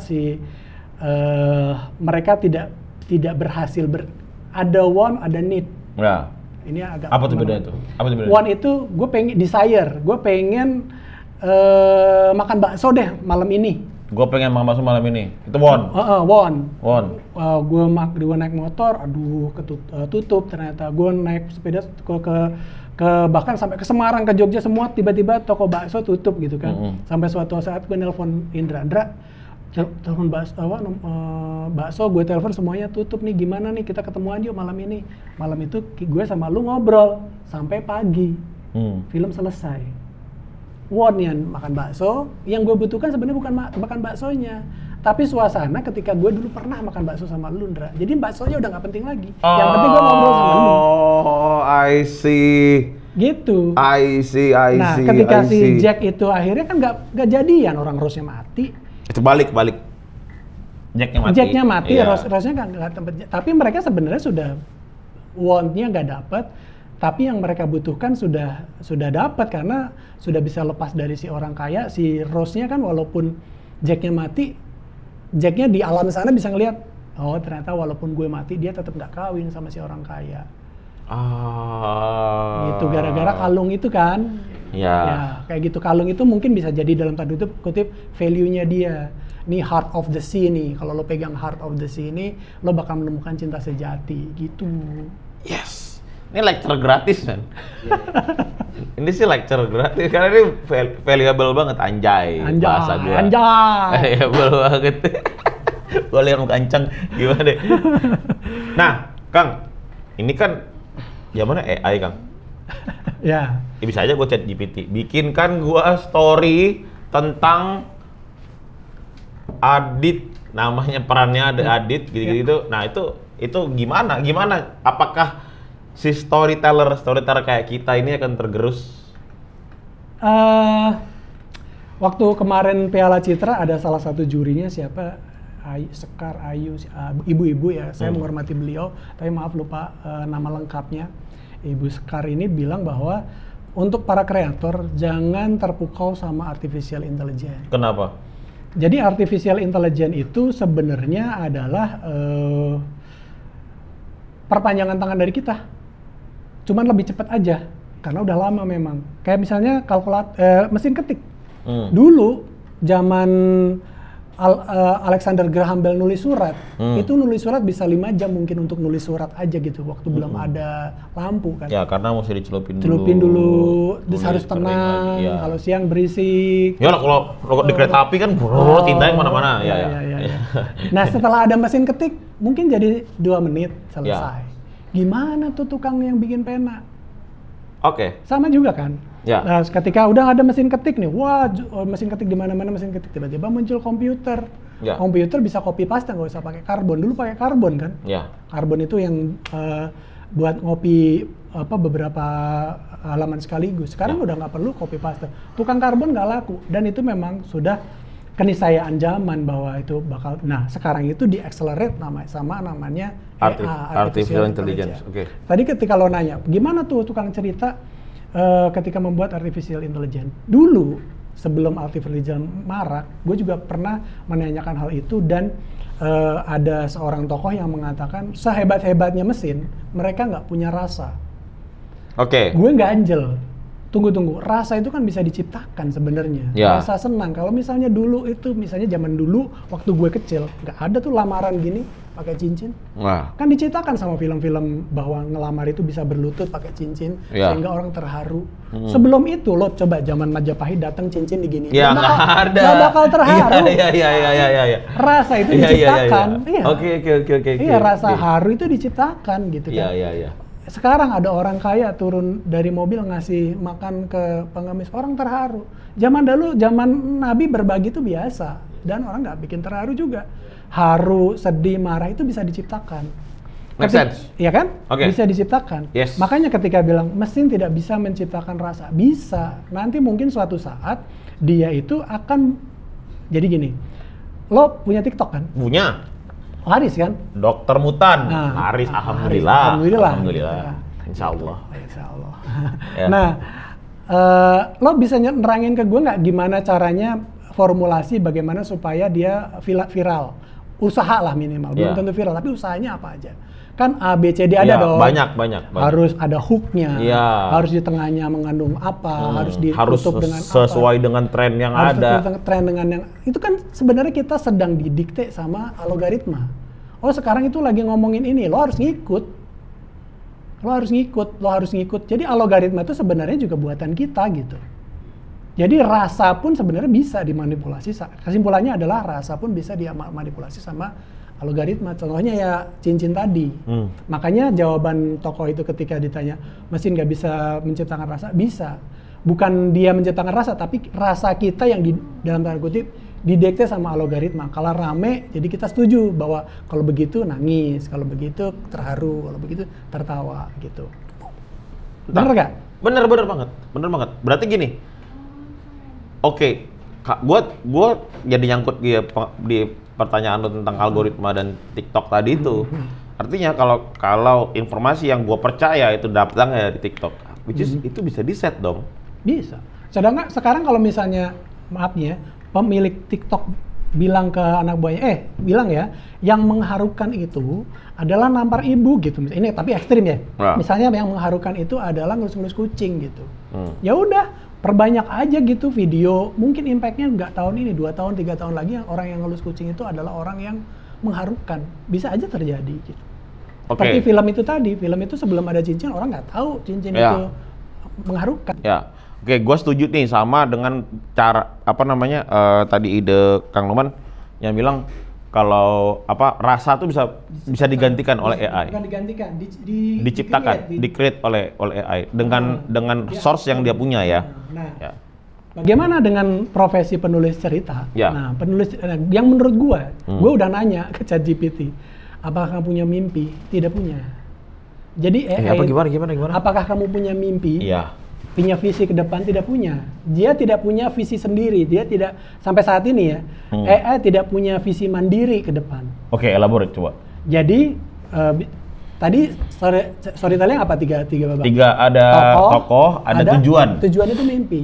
AI tidak bisa menciptakan mimpi. Jadi misalnya, tolong bikinin film dong. Film apa? Ya film Apa? Sebelum kita kasih tujuannya, dia nggak bakal ngapa-ngapain. Gue pengen tokohnya Adi. Ya Adi yang mana? Adi yang pengen apa? Pasti dia nanya. Nih gue bikin Adi, pasti jawabannya ngawur. Adi adalah anak-anak. Bukan gitu, ya kayak gimana? Lo harus tahu mimpi lo dulu, baru nanti artificial bakal ngasih alternatif. Pun tanpa artificial intelligence, kita pun tetap contoh. Gue mau bikin film Jaka Sembung yang sekarang, Jaka Sembung versi Gen Z gitu ya. Tantangannya kan beda. Jaka Sembung dulu ngelawan penjajah gitu ya. Kalau sekarang itu penjajahnya dari negara kita sendiri gitu misalnya kan. Kan gimana nih kita untuk menghadapi penjajahan baru ini, misalnya cucunya Jaka Sembung sekarang reinkarnasi gitu ya, muncul lagi di era Gen Z ini, dan dia menemukan juga pola yang terjadi lagi sama penjajahan dulu di zaman sekarang. Kan caranya beda, kan kita riset kan. Nah AI itu mempercepat riset, titik di situ. AI itu hanya bisa mempercepat riset yang tadinya bisa berbulan-bulan, bisa bertahun-tahun, baca buku di perpustakaan, baca di mana, nyontek sana, nyontek sini, sampai bertahun-tahun menyelesaikan satu naskah film. Ini bisa jadi cuman berapa menit. Kalau promptnya jago, mungkin berapa menit. Kalau lama mungkin sampai berbulan-bulan atau seminggu lah. Nggak nemu nih yang oke nih. Tapi sudah ada tokohnya, sudah ada tujuannya. Nah, kalau selama belum ada tujuannya, si AI nggak tahu mau ngapain. Jadi AI itu bukan tidak punya rasa, tapi tidak punya tujuan. Dengan tujuan ini kan sebenarnya bahan jualan ya, benar nggak sih? Tujuan itu, ya bahan jualan. Bahan jualan ya. Kan misalkan kalau, kan kita tidak mungkin menjual Jack, nggak mungkin. Iya. Tapi mimpinya adalah Jack, misalnya menemukan cinta sejati. Ya, menemukan cinta sejati itu adalah tujuannya dia. Tujuannya dia. Obat jerawat. Ya. Mimpinya adalah kulit mulus. Oke. Ada orang, anak muda, kasih tahu aja. Nah, bagusnya storytelling itu kita bisa membuat kebutuhan yang sebenarnya nggak butuh-butuh amat. Ada anak muda, dia kulitnya mulus, tapi dikasih tahu, hey anak muda, tahu nggak? Di Indonesia itu iklimnya tropis, kulit lembab, suatu saat kena debu itu nempel, bisa jadi jerawat. Lo sebelum telat, beli obat ini, kalau nggak lo jerawatan, lo mau kulit lo mulus kan? Mau kan? I see. Nih, ada obat jerawat, kalau lo nggak pakai obat jerawat nih, kena debu di udara tropis yang lembab, lo bakal jerawatan. Beli mumpung murah sekarang, beli dia. Jadi, oke. Itu part of public speaking. Public speaking lagi, storytelling. Iya, storytelling. Bikin cerita si tokoh si anak Gen Z yang supaya obat jerawat. Oke, perannya AI di sini di mana? Nah, kalau kita mau menggunakan AI maksudnya. Oh enggak, maksudnya tantangan lo sama AI tadi. Gue nggak pernah tertantang. Gue justru menggunakan AI sebagai pembantu gue. Gue brainstorm sekarang cepet. Gitu. Oke. Mempercepat. Kayak googling lah gitu. Wow. Dulu kan orang ke perpustakaan. Ya. Sebelum perpustakaan orang datang ke orang-orang pintar, ke guru, ke dalang, kemana gitu kalau punya masalah. Ke orang pintar di desa gitu, ke guru segala macam. Begitu orang guru-guru itu bilang ada yang namanya buku, udah orang ke buku. Begitu udah ada namanya perpustakaan, ke perpustakaan. Orang perpustakaan bilang ada yang namanya Wikipedia apa sih namanya yang zaman dulu tuh? Yang ensiklopedia. Ensiklopedia. Ya. Orang beli ensiklopedia Britania tuh, semua orang pintar punya. Ketika ada Wikipedia, cari di Wikipedia. Ada Google, cari di Google. Makin lama makin cepet. Si AI ini sebenarnya mempercepat aja. Gitu. Oke. Oh ya. Tapi memang tujuannya itu tetap kita yang ngasih. Kita yang ngasih. Makanya yang itu kabar bagusnya, kabar buruknya kita sadar atau tidak sadar tujuan kita kadang disetir juga sama orang. Menarik nih. Misalkan ya kayak sekarang lo harus bikin YouTube ini karena apa? Kalau nggak ada orang lain yang bikin YouTube, emang lo mau bikin YouTube? Oke. Iya kan? Iya, paham. Iya, itu yang lebih simple. Ada yang kita yang subtle, yang kita nggak tahu bahwa kita lagi diarahkan. Ya ini harus punya argumen yang lebih dalam ya. Tapi ya gue yakin bahwa ada di luar sana behavioral engineering yang bisa membuat tingkah laku manusia di muka bumi ini terserah dia mau gimana. Contoh, tanpa mengecilkan profesinya, ojek online, apapun mereknya gitu ya, itu di headquarter sana bisa aja nih, kalau gue mau bikin anak orang ini ngebut nih, udah aja diseretin, gue blok nih, pas jam 5, gue banjirin sama order, ngebut dia, karena ngejar apa namanya, setoran kan. Oh. Misalnya sehari dia butuh 100.000. Make sense. Dari jam 6 sampai jam 3 nggak dikasih order sama si bos di atas. Gue dendam nih sama si Indra. Walaupun ini nggak bisa ya setara namanya satu one ini nggak bisa. Tapi how to think-nya ya bisa kayak gitu kan bisa Ya. dikendalikan sama orang sehingga oke nih tiba-tiba mahal. Paling gampang kan gitu. Untuk bikin orang beli walaupun mahal, dibikin langka aja dulu. Ya. Minyak dibikin langka sehingga orang mau beli 100.000. Ya. Harga awal 25.000. Dibikin langka, dijual 100.000, diturunin jadi 75. Terasa murah, padahal tadinya 25. Itu kan dikendalikan sebenarnya. Ya. Ya kan? Ya. Ya kayak gitu. Mengendalikan kehendak manusia gitu. Ini ngeri, men. Ini podcast gue ngeri nih. Enggak lah, biasa aja. Enggak, maksudnya ini ya bagus sih. Tapi kalau misalkan, nah, prediksi lu nih, tantangan apa lagi yang bisa AI lakukan ke kita? Karena gue pernah ditanya kayak gini. Gue pernah ditanya sama... Coba gimana lebih detail? Sama Vasco ya waktu itu ya yang wawancara. Vasco da Gama, yang penemu Amerika. Bukan, ada Vasco. Vasco itu sekarang udah menjadi, Abang Vasco itu sudah menjadi wakil gubernur. Oh. Sumatera Barat. Oke. Ya. Jadi apa pertanyaannya? Pertanyaannya adalah, menurut Indra, AI itu bisa menggantikan manusia sih? Enggak sih, gua bilang enggak. Tidak. Jawabannya. Jawaban lo, kenapa? Tidak. Tapi syaratnya, Ya. manusia harus adapt. Kayak manusia bisa menggantikan sapi nggak sih? Sapi bisa menggantikan manusia nggak sih sebagai penyedia susu?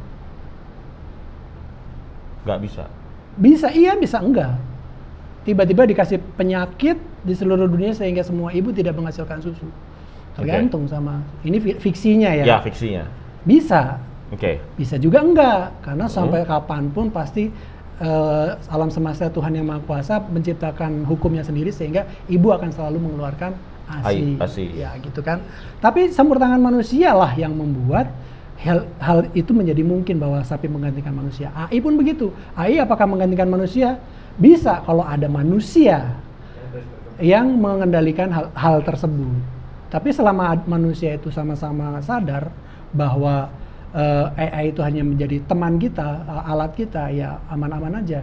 Problemnya adalah siapa yang mengendalikan AI yang paling tinggi, si pusatnya itu, si yang paling kuat, yang paling pintarnya itu. Saat ini ada Amerika, ada Cina. Nah, yang buku gue baca, Amerika tuh lebih ke inovasi. Nah, hebatnya Cina itu lebih mendalami tentang behavioral manusia. Jadi ekosistemnya dia bagus gitu. Sehingga dua-duanya naik, tapi Amerika lebih fokus ke alatnya. Cina lebih fokus ke Cina, termasuk TikTok. TikTok kenapa?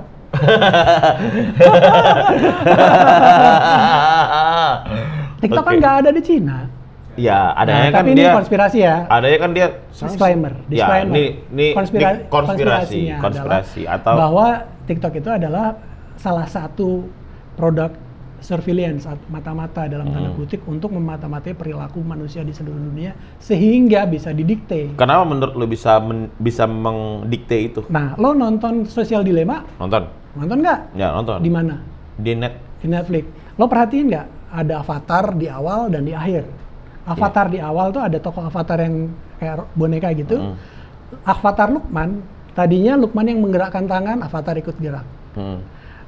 Avatar menggerakkan mata, avatar ikut gerak. Di akhir film, mesin yang menggerakkan avatar, gue yang ikut gerak.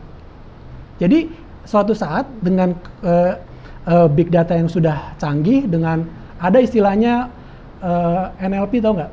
Ya, Salah, Neutral Language Programming. Jadi suatu saat mesin itu bakal berbicara persis seperti manusia berpikir, cara manusia berbicara. Begitu juga cara berpikir.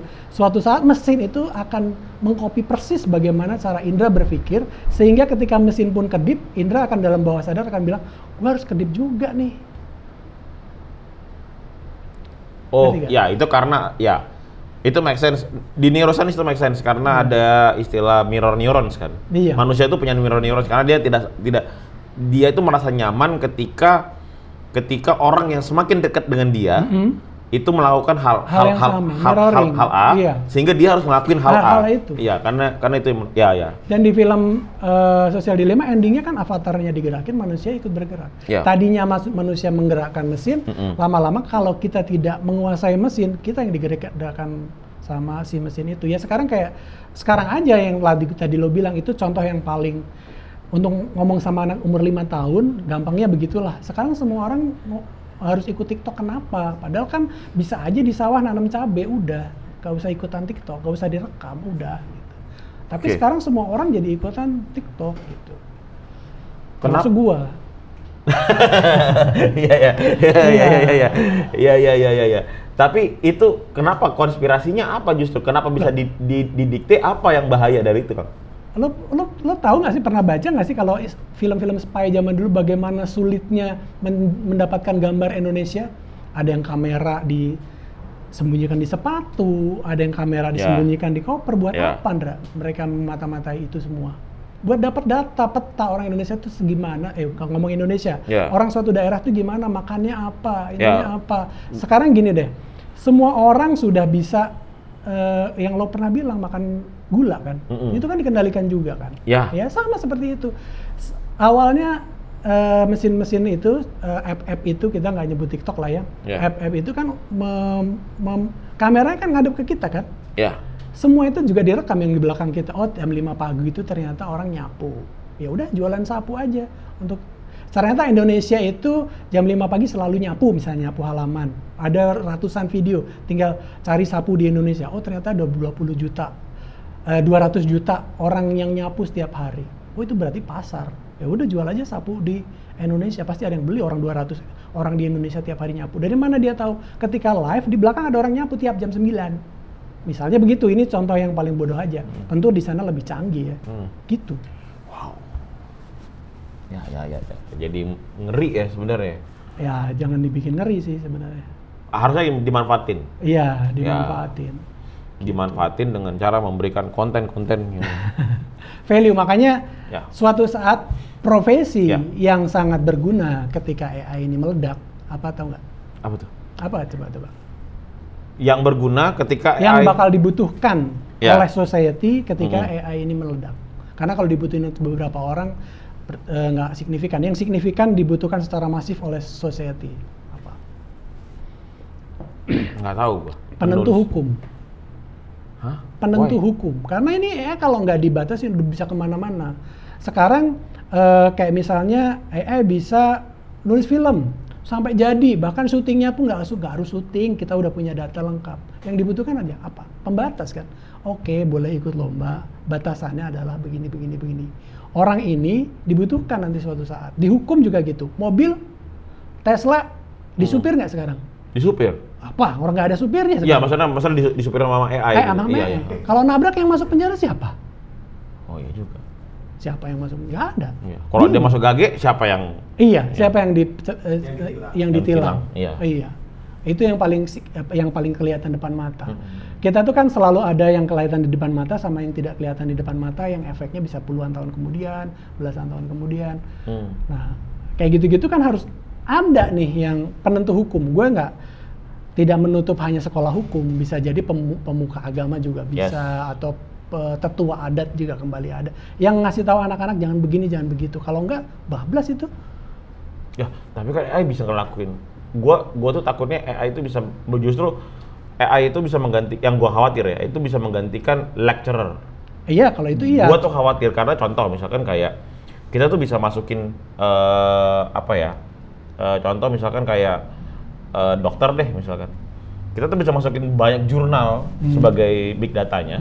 Lalu kemudian ketika ditarik keluar, itu kan bisa menjawab mungkin lebih keren daripada para profesor-profesor itu kan. Maksudnya bahkan yang ngelakuin risetnya kan pasti kan ada yang lupa. Risetnya gunain aja. Cari aja obat kanker. Nah. Iya kan? Tapi ketika bagaimana cara membunuh massal? Ada juga caranya. Kan harus dibatasin. Ya contohnya mobil deh. Mobil sekarang kecepatan 500 ada nggak? Ada. Oh, di jalan raya angkot kecepatan yang bisa. Kenapa? Karena ada yang batasin, ada regulasi. Ada yang membuat hukum. Nah, itu yang dibutuhkan nanti suatu saat. Lebih detail lagi gitu. Gitu. Ya. Menarik sih. Gitu. Tapi ini pertanyaan gue berkait dengan storytelling lagi, Kang. Nah, kira-kira orang kaya apa yang membutuhkan lu? Sebenarnya gue kemarin bikin pelatihan storytelling untuk menghidupkan ide. Jadi orang tuh kadang punya ide, tapi tidak bisa mengejawantahkan dan tidak bisa menceritakan ke orang lain dan tidak bisa menjadikan itu sebagai sesuatu yang bisa dirasakan orang lain. Ya. Nah, dengan storytelling ide itu bisa apa ya istilahnya, dihidupkan. Contoh? Ya kalau mau ngasih contoh ide apa? Gua mau ini nih, mau bikin konten sulap. Konten sulap, oke.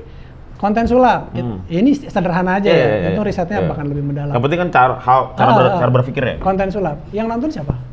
Yang nonton adalah, ini bagian ya. Gua mau nih di medium high. Siapa? Namanya siapa? Oh namanya? Misalkan Bapak Joni. Yudi aja deh yang ngeselin. Yudi? Dia nggak suka sulap kan? Dia sukanya tante-tante. Waduh, lanjut. Apa? Oh iya, lo sulap. Lo pesulap memang. Ya, atur cak. Budi pengen sulap kan? Ya. Dia ya udah lo detailin lagi. Kenapa Budi? Bayangin Budi ini umur berapa? Tingginya berapa? Tingginya misalkan Budi nih. Nggak, misalkan lo bayangkan lo yang pengen nonton dulu nih, ada orang buka handphone, nonton YouTube, bikin konten sulap kan, pengen YouTube. Dia tuh umurnya tingginya berapa? Umurnya tingginya berapa? 170, umurnya 32. Nah, ada mungkin 37 pertanyaan untuk mendetailkan Budi. Dia tuh bangunnya jam berapa? Dia itu ibunya ya nanti ketahuan ternyata Budi tuh begitu blek gitu kan. Terus kenapa nih dia inciting incident-nya apa yang membuat dia itu pengen belajar sulap? Misalnya, ternyata dia itu tinggal di desa terpencil, tinggal di desa, tapi dia sudah terpapar internet, tapi yang lain belum, terus udah gitu dia suka dimarahin sama bapak ibunya, sehingga gue harus bisa membuktikan pada ibu bapak gue sebagai orang terkenal dengan sulap. Muncul di situ. Oke. Kan itu latar belakang semua tuh. Ya. Dia ibunya galak, bapaknya nggak selalu merendahkan dia. Setiap dia nanya, "Pak, gue punya gambar bagus." "Alah, gambar apaan itu?" Dia, "Ayah, aku bisa nyanyi." "Alah, suara kamu jelek." Semuanya jelek terus. Terus dia menemukan ternyata ada internet. Di internet ternyata yang orang Indonesia yang pernah masuk Asian Got Talent selain nyanyi adalah sulap misalnya. Ya. Nah, suara dia jelek, sulap gue bisa belajar. Nah, orang-orang seperti ini lo sasar. Jadi mulai tuh dipetakan tuh. Dia pengen eksis, padahal dia sebenarnya pengen mencari jati diri di depan orang tuanya dengan cara pengen menjadi sulap dengan lihat di internet kan. Tujuannya sudah jelas. Ya. Pengen dapat rekognisi atau pengen dapat validasi dari orang sekitar lewat cara internet. Halangannya apa? Dipilih aja. Dia ternyata butuh lecture yang gampang, lecture yang banyak, lecture yang apa. Udah tepatin aja itu dia. Si perjalanan dia menghadapi rintangan 1, rintangan 2, rintangan 3, rintangan 4, rintangan 5, lo datang sebagai mentor. Mentornya si Budi ini. Kalau dia di desa ya lo baca ngomongnya kayak orang desa. Tahu nggak yang namanya ini apa bahasa di desanya dia gitu. Wow, ini sih sistematis ya. Iya, terus dia nanya gitu. Kita sebagai orang yang butuh perhatian ya, ngomongnya gitu karena dia memang butuh perhatian.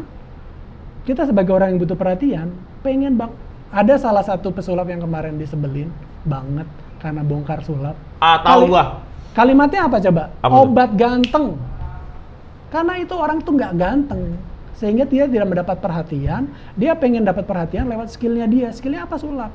Jadi dia obat ganteng, kena tuh orang. Begitu dia bilang ini this is nice story sih sebenarnya. Maksudnya ketika lo bilang itu jadi obat ganteng itu kan karena kata kunci itu. Itu kata kunci yang bisa nge-grab orang. Gue nggak apa-apa deh ganteng, yang penting gue bisa sulap. Kena ada orang itu dan banyak ternyata orang kayak gitu. Ternyata gue nggak tahu pesulap itu riset atau enggak, tapi ternyata secara fakta banyak ternyata dengan obat ganteng itu yang kena tuh banyak gitu. Iya. Nah lo kalau bisa nemu kata itu, hai para pencari perhatian gitu, atau hai siapa gitu yang di rumah butuh validasi. Tapi itu semua bisa dapat ketika gua nge-breakdown pasar gua tadi. Dan tujuannya apa? Halangannya apa? Lo datang sebagai mentor, udah gitu. Tujuannya apa dong? Tujuannya validasi. Oke.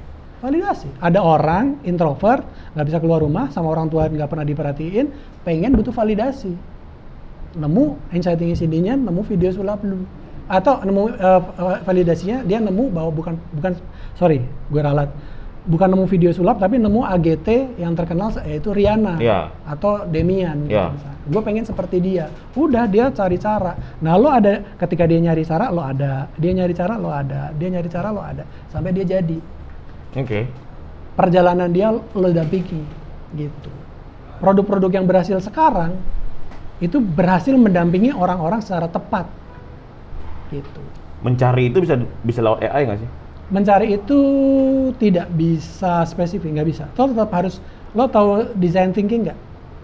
Design thinking itu step pertama adalah ketika lo mendesain sesuatu, termasuk mendesain ide usaha, hal pertama yang harus lo lakukan adalah empati. Empati itu mendengar. Nah, AI sayangnya tidak bisa berempati.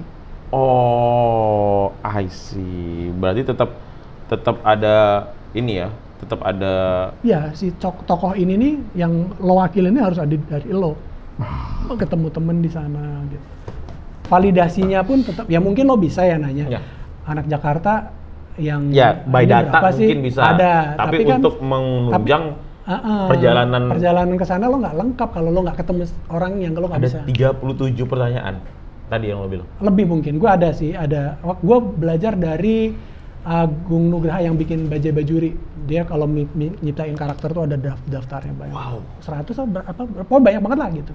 Sampai cara dia bersin, cara dia kalau ketemu orang itu dia ngomongnya hai, halo atau apa itu beda. Ada semua. Ketika dia pusing dia ngomongnya aduh atau wah atau ada semua. Gitu. Ketika menciptakan karakter ya. Nah, itu kan juga bisa dipakai ilmu buat jualan juga. Ketika ngomong ke anak muda ya ngomongnya halo atau hai atau hai guys atau apa. Gitu. Keren banget. Biasanya sekarang gimana? langsung. Biasanya gue meminta orang-orang buat ngomongin apa yang pengen diomongin sama penonton, tapi kalau lu nggak mau gue. Karena kan lu akan ngomong lagi nih. Siapa tahu nanti lu bisa kita ada obrolan lagi kan tentang yang lain. Kan tadi ini stand up comedy belum. How to be a stand up comedy bisa jadi. Oh, itu tadi harusnya habis sulap tuh. Kan sekarang habis pertama kan copywriting, terus habis itu sulap, habis itu stand up comedy, udah tadi. Iya benar kan sejarahnya. Cuman how to write a comedy, nah bisa dong. Singkat aja. Oke. Singkat aja. Sebenarnya. Apa? Paham. Kayak siapa? Oh jangan kalau gitu diedit biar nggak. Sebenarnya. Ini menurut gua dari katanya aja stand up comedy. Stand up itu kan mempertahankan kekesalan dia. Nah, komedi itu kalau buat gua adalah ada istilahnya misery loves company. Bahasa Indonesianya apa? Ada yang tahu nggak? Misery, nggak ada T-nya. Misery itu kesedihan atau kesialan. Loves company, jadi mendatangkan orang. Atau gimana ya? Pokoknya orang tuh seneng lihat orang susah. Orang itu seneng lihat orang susah. Karena manusia itu kan cuma punya dua kebutuhan, mencari nikmat, menghindari sengsara. Makanya kalau dia lihat orang sengsara, dia merasa sudah ter-achieve. Padahal yang sengsara orang lain, dia bisa jadi tetap sengsara, tapi melihat orang lain lebih sengsara, seneng dia. Hubungannya sama stand up? Stand up itu lo menceritakan kesialan lu, udah gitu aja. Dan kesialan lu diamini sama orang lain. Gue nggak ngerti kenapa orang-orang itu kalau Jumatan pakai celana jin yang ketat sehingga kalau sujud kelihatan pantatnya. Ya kan tuh kesialan dia. Ada orang lain yang kesialan yang sama ketawa. Tapi kalau cuman dia merasakan kesel itu nggak ada yang ketawa. Bener gak? Bener. Gue paling sebel kalau ada orang ngerokok sambil naik motor. Wah, orang ketawa. Iya, boleh ketawa. Itu boleh nggak sih ngerokoknya berdua aja sama gue? Lagi. Itu baru punchline-nya. Itu baru namanya punchline. Iya. Pikiran ya. Iya. Gua bikin skrip. Kang ini lucu nggak Kang? Lembut gua. Jangan salah. Gitu. Iya, jadi pertama dari kekesalan dulu. Nah, Habis itu pakai teknik. Nah, baru ke teknik. Teknik itu ada pematahan logika, pematahan asumsi, pembelokan setup punchline itu. Tapi awalnya kesel dulu gitu. Kalau lo nggak kesel kayaknya susah deh. Ya. Gitu. Oh ya. Kesel dulu, baru gue paling sebel sama istri gue gitu ya. Kayaknya kita mesti ada satu episode sendiri sih tentang ini ya. Tentang ini boleh kali ya? Ya. Boleh kali ya? Nggak dimarahin sama ini, Pak Ramon Papan. Oke, lanjut. Ini tadi kan kita sudah ngomongin ini ya, gue bisa membaca 5 indera lo sehingga gue bisa tahu ini. Tapi itu kan gambar dari gue, sehingga gue feeding sebenarnya. Sama kayak dulu, kita feeding dulu gitu. Setelah pinter, setelah gue ngobrol sama lu, data gue collect. Data gue collect, ini kan data dari gue lo lihat gue cuma dapet feedback. Setelah data gue collect, gue pengen tantangannya dilebihin. Lu yang gambar sendiri. Boleh. Yang lu gambar adalah mimpi lo. Ini ya. Frenos. Lo gambar mimpi lo. Enggak, misalnya mimpi pengen ke bulan, gambar bulan, mimpi apapun lah. Mimpi pengen makan nasi padang, gambar piring gitu, apapun. Jangan diliatin ke gue. Oke, bisa. Kalau bisa gue nggak lihat gerakan tangan lo, gue Oke, lo nggak ada situ. Gua ini mimpi gua nih. Dan mimpi orang kan macam-macam ya. Iya. Sehingga. Ya. Tarik Kang. Ya. Ini kalau gagal diulang ya? Iya. Selau. Ini panjang nih Kang mimpi gua Kang. Oke, ini diwakilin aja. Iya, siap. Iya, kan gua nulis. Tenang dulu. Ini yang ngedit susah nih, banyak celotehan. Oke, udah. Nah, sudah. Mau ditaruh di atas atau di tengah? Taruh tengah dong. Yakin? Yakin. Makin susah gue taruh. kan lu menawarkan. Oh ya, mimpi lo ini ada yang tahu ini Mas itu lihat ya, gue nggak bisa lihat. Iya. Ya. Ini mimpi lo yang dalam waktu dekat atau dalam masih lama? Harusnya sih masih lama lah, tapi gue pengen. Nah ini gue taruh tengah ya? Iya. Sekarang gue pengen mengcopy. Karena gue udah ngobrol sama lo, jadi sehingga gue tahu mimpi lo tuh apa, tapi gue coba simpulin dari apa yang kita omongin tadi. Ya. Ini bakal gue gambar. Tadi kan Frenos ya? Ya. Ini Lukman. Bayangin lagi, mimpi lo ada di sini. Ya. Mimpi lo ada di gambar sini. Ya. Tapi jangan kebalik. Lo harus gambarnya dalam keadaan tegak ke atas gitu. Ya. Jadi ya, ini aja deh. Ini gue. Nah, gini nih biar gampang. Oke. Udah? Sudah. Oke. Gue mau mencoba menggambar ya. Ya. Gue tahu bahwa lo tuh berpikir liar sebenarnya, tapi keliaran lo itu masih terjaga. Ini mentalism kan? Terjaga jarak atau apa sehingga lo butuh sesuatu yang lebih. Jadi lo harus keluar dari zona yang ada sekarang. Lo harus keluar pulau atau gue nggak tahu nih mau kemana lo arahnya. Dan tadi film yang lo cerita ada, gue nggak tahu ada hubungannya apa enggak. Lo pengen kebebasan, lo pengen bisa mendapatkan hawa yang luas.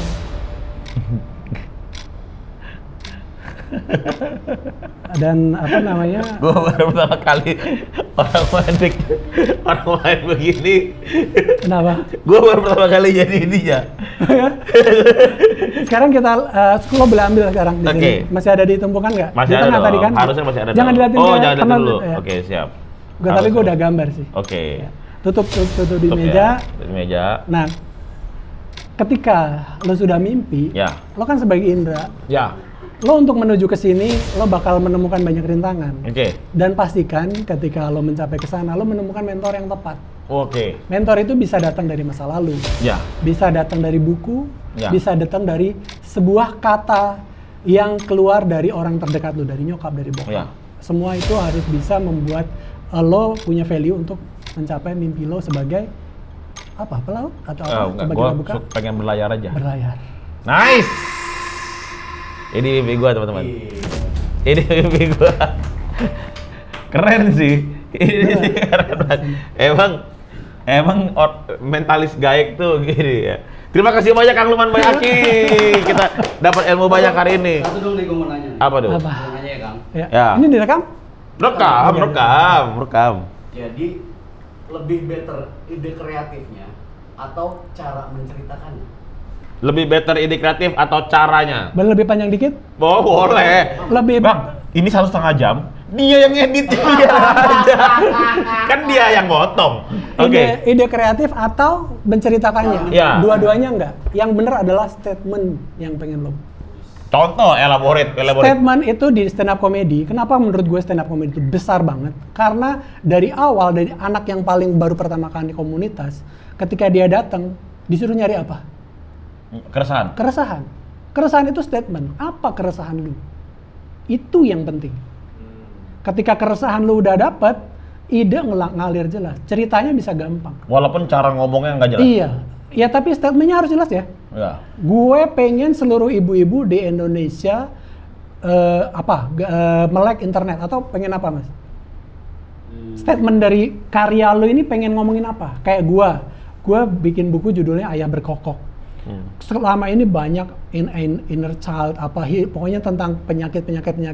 Gue pengen bikin statement bisa loh bikin menjalankan keluarga dengan happy. Udah itu.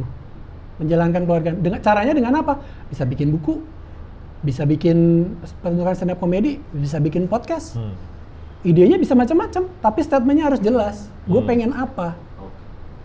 Terus cara ceritainnya, ya tinggal dicari tokohnya siapa. Gue lihat nih, ada bapak-bapak setiap hari berantem mulu sama anaknya. Gue pengen datang sebagai penengah. Ya ceritanya begitu. Dibikin cerita begitu. Jadi dua-duanya ada di statement, di bawah statement. Jadi statement itu kalau di stand up comedy keresahannya mau dibawa kemana? Ada komedi yang storytelling, ada komedi one liner, tapi keresahannya jelas. Makanya dia biasanya kalau stand up comedy itu awalnya udah jelas. Gue seorang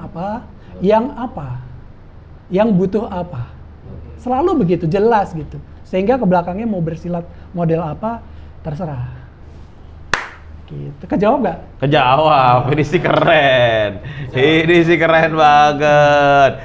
Terima kasih banyak Kang Luman Bayaki. Kita ketemu lagi di minggu depan di Dr. Final Speaking Mutatis Mutandis.